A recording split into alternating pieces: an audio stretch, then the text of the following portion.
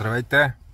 Днес ще кодираме Sport Plus и да се показва на екрана, защото в момента като сменяте режимите, виждате, не се сменят тук, сменят се единствено тук на дисплея и няма Sport Plus режим. Днес ще направим това.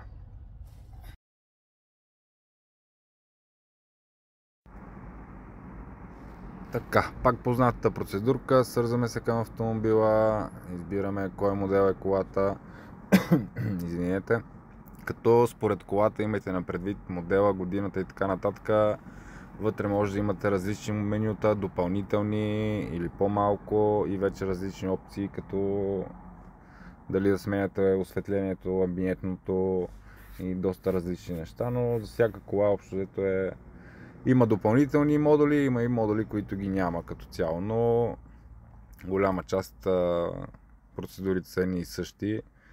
VimerCode е доста улеснено приложение, повечето неща са показани извън експерт мода, което улеснява доста нещата, но за експерт мод там си трябва играчка, трябва да си да проучите в интернет, може ли да го кодирате по този начин, има ли такава опция вашата кола, защото вие може да активирате някакво меню, но то да не сработи, да не се покаже нищо.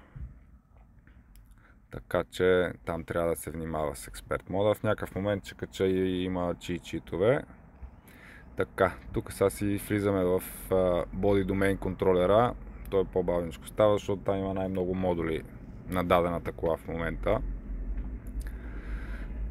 Превъртял съм малко записа, да не гледаме процентите как растат постоянно. Тук пак отиваме в експерт мод. Предупреждавани. Отиваме в... мога да пробвате с сърча да видите дали ще излезне, няма да излезне. Отиваме в меню 3221. Мисля, че беше PFS Master. И тук търсиме FastHas Mod 5. Влизаме на него. Избираме Active, Save. Даваме назад. Даваме му код и ни предупреждава и почва да кодира. Като имайте на предвид, че ако го правите през телефона, е хубаво телефона ви да е на самолетен режим, защото ако някой ви звънне или се върже с бутулата на колата и такива неща, ще трябва да влезнете наново в програмата до всичките менюта. Като заредите един път, ще видите, че чакането си е доста. И затова е хубаво да го включите на самолетен режим. Така. И тук вече сме готови. Кодирано е Sport Plus. Тук има някакви вече. Така, здравейте пак. Ето, вече е конфигурирано. Виждате Sport Plus. Излиза тук и излиза вече и на дисплея. Ето. Имаме Eco Pro, Comfort, Sport и Sport Plus.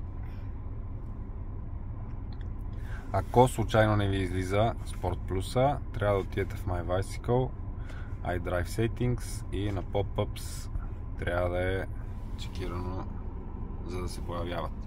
Защото ако го махнете, ето виждате, натискам бутона, нищо не се излиза, излиза само тук долу. Щом натиснете, Driving мода почва да излиза. Ето, Sport Plus, Sport, Comfort и Eco Pro.